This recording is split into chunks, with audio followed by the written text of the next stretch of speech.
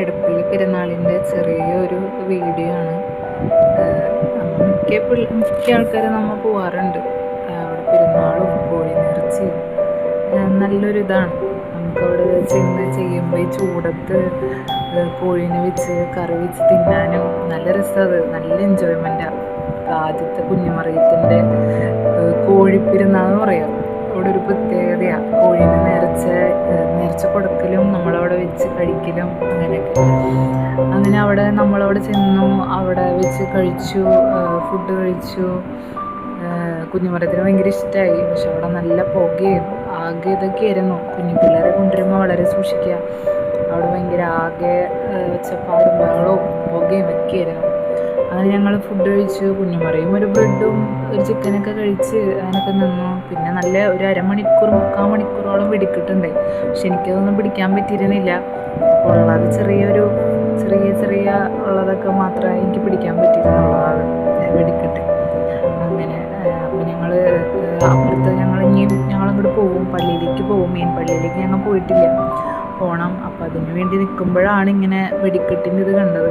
ഞാൻ കുറച്ച് വീഡിയോസൊക്കെ എടുത്തു. ചെറിയ ഒരു വീഡിയോയും ഇതൊക്കെ എടുത്തു. കൊച്ചിനെ കാണിക്കുന്ന രീതിയിൽ അവിടെ നിൽക്കുകയാണ്. അങ്ങനെ ഞങ്ങൾ പള്ളിയിലേക്ക് പോയി കയറി ചെന്നപ്പോൾ കൊച്ച് എൻ്റെ കയ്യിലാണ്, കുഞ്ഞുമറി എൻ്റെ കയ്യിലാണ്. അപ്പോൾ ബലൂണും കണ്ടു, മെല്ലാനും കണ്ടു, ഹായ് എന്നൊക്കെ പറഞ്ഞൊക്കെ ഇങ്ങനെ നിൽക്കുക. വളരെ സന്തോഷമായി അവൾക്കത് കണ്ടപ്പോൾ. ജനപ്രവാഹമാണ് അവിടെ മൊത്തം ഫുള്ളും. അവിടെ ആൾക്കാരും അങ്ങനെയൊക്കെയായിട്ട്. പിന്നെ കടകളും, എന്താ പറയുക, തട്ടുകടകളും ജ്യൂസും അങ്ങനെ കുറേ ഐറ്റംസ് അവിടെ ഉണ്ട്. നമുക്ക് പറഞ്ഞാൽ തീരില്ല. അതുപോലെ കടകളും, മാല, വള, കമ്മല്, ചട്ടി അങ്ങനെയൊക്കെ. അപ്പം അമ്മ പറഞ്ഞിരുന്നു നമ്മുടെ വീട്ടിലെ ചട്ടിയൊക്കെ പൊട്ടിപ്പോയി, മൺചട്ടിയൊക്കെ പൊട്ടിയപ്പോൾ മൺചട്ടി വാങ്ങിക്കണം. അത് തപ്പി വന്നപ്പോൾ മൺചട്ടിയുടെ കട കണ്ടു. ഞങ്ങളവിടെ കുറച്ച് നേരം നിന്ന് ഞാൻ കുറച്ച് വേറെ വീഡിയോസൊക്കെ എടുത്തു. അപ്പോൾ പിന്നെ അങ്ങനെ മൺചട്ടിയുടെ അവിടെ നിന്നിട്ട് അമ്മ വില പേശി 2 ചട്ടി വാങ്ങിച്ചു. 350 രൂപ എങ്ങാണ്ട് പറഞ്ഞിരുന്നു. ഞങ്ങൾ 350 രൂപയ്ക്ക് അമ്മ വാങ്ങിച്ചെടുത്തു. അങ്ങനെ കുറച്ച് വീഡിയോസും കാര്യങ്ങളും തന്നെ. ഞാൻ അവൾക്കൊരു ഐസ്ക്രീം വാങ്ങിച്ചു കൊടുത്തു. ഐസ്ക്രീം കഴിച്ചു. ബജ്ജി കട കണ്ടു, ബജ്ജിയും കഴിച്ചു. ഒരു ജ്യൂസും കുടിച്ച് അങ്ങനെയൊക്കെ നടന്ന് ഞങ്ങൾ പള്ളിയിലേക്ക് നേർച്ചിട്ടു. കുറേ കടകൾ കണ്ടു, സാധനങ്ങൾ വാങ്ങിക്കണോ നടക്കണോ. അങ്ങനെ നേർച്ച കോഴി ഇടുന്ന ഒരു സ്ഥലമുണ്ട്.